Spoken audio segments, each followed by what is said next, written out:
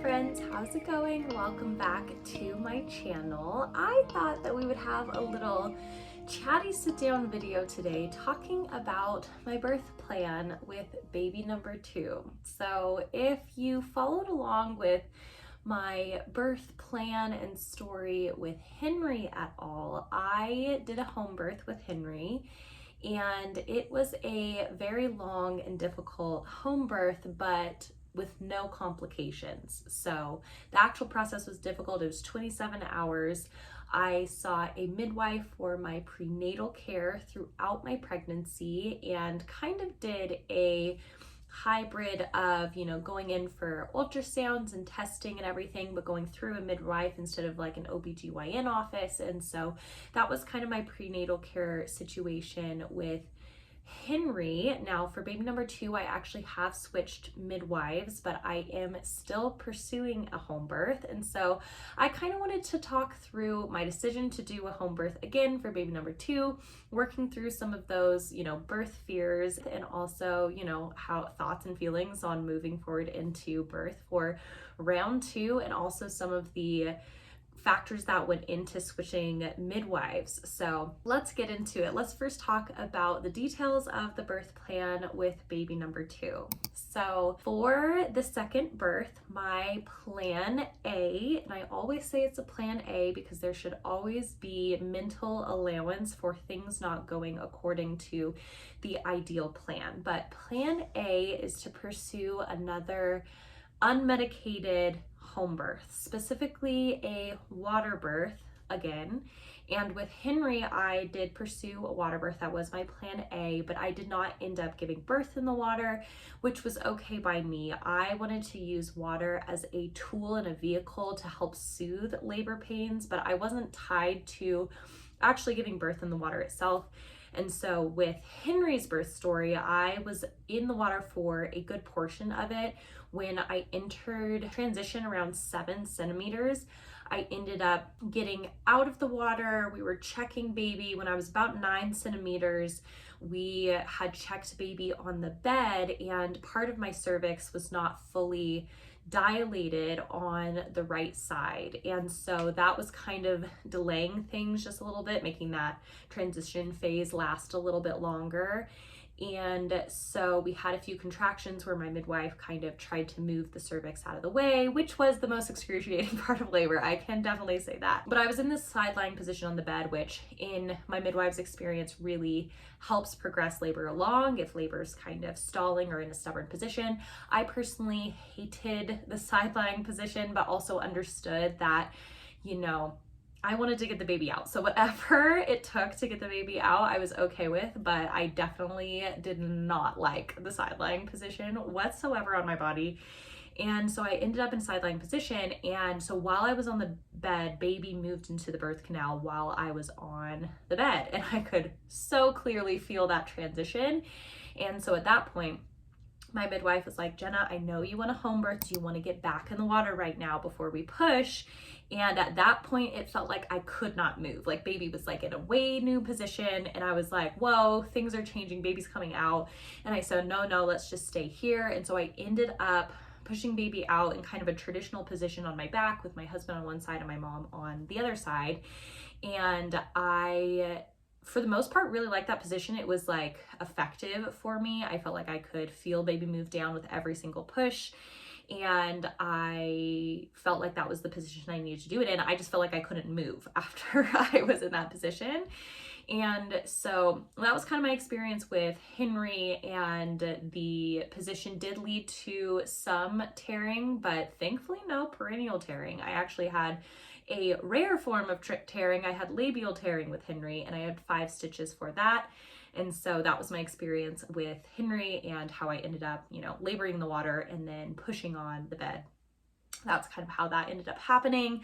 And so 27 hours of labor, a lot of it was in the early stages, about 10 hours of active labor. So for a first baby, not so bad. Like it was an hour or under an hour of pushing. And truly, there were no complications throughout the whole time. The only maybe minor, it isn't even a complication, but my water did not break on its own.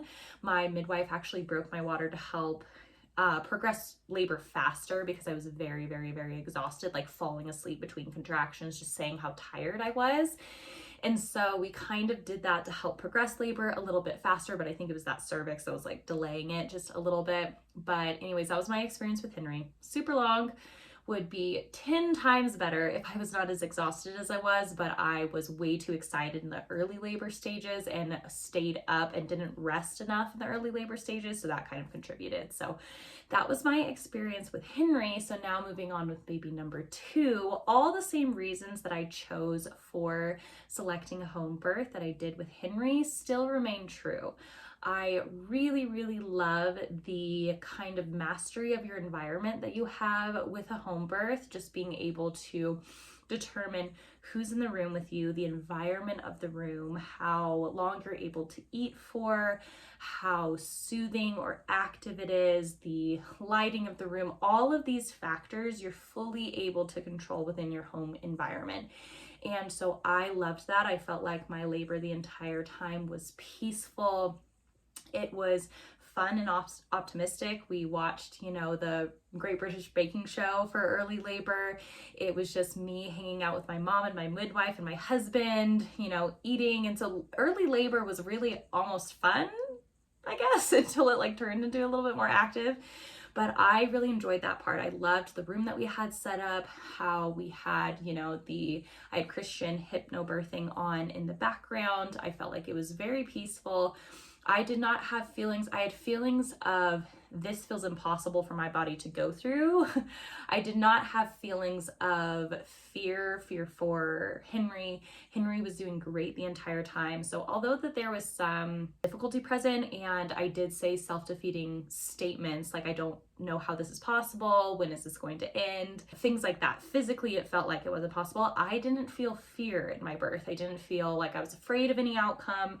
I wasn't afraid of what was happening to my body. And so to have that feeling, to be giving birth at home and to be struggling with the physical side of it, but to not be afraid, I think it's an incredible, incredible accomplishment. So I think I have so many more tools to be able to handle it this second time around that I didn't have the first time around. And so for that reason, I'm actually excited to pursue it again and to go through it again, as crazy as that may sound. So I loved the environment. I loved the people. I loved the experience for the most part. Everything about the experience I did love, save for obviously the physical endurance of it, the physical pain of it.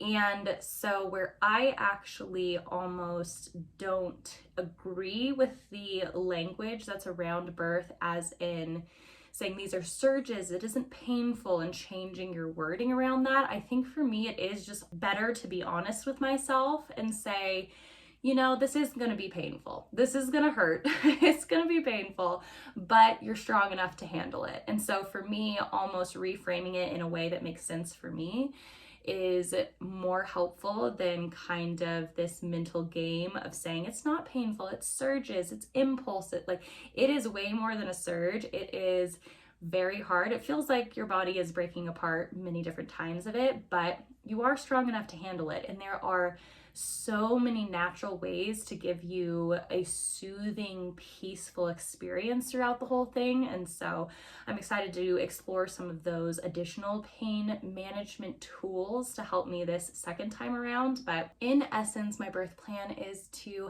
have a home birth, to shoot for doing it unmedicated, to bring in some additional kind of soothing techniques to bring in more joy in the space, because I'm a very joyful individual. And so the whole, silent sufferer thing of home birth that you often see, especially on different vlogs and YouTube videos of just these women who seem to be able to handle birth so beautifully, I was thrown off by the fact that I was so vocal in birth.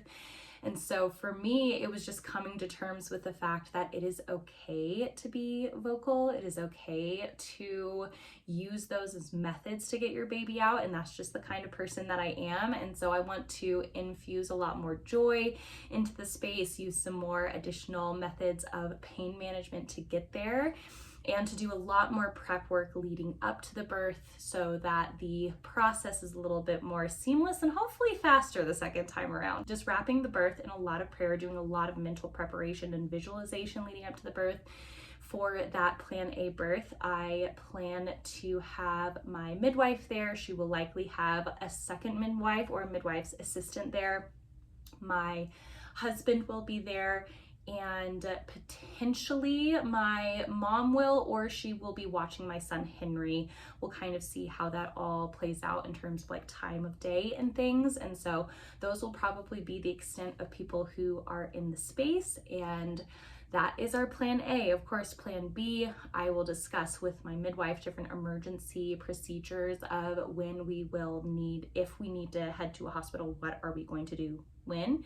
And so that is always obviously there as a Plan B. And I will fully defer and default to my midwife for giving me the nod for when that's necessary. And so I really trust her professional opinion when it comes to how labor is going, given her depth of experience. So with that, the reason I did change midwives is actually nothing really to do with my experience with the first one. I did not have a negative experience with my first midwife. I really enjoyed her. I enjoyed her disposition. I enjoyed her care.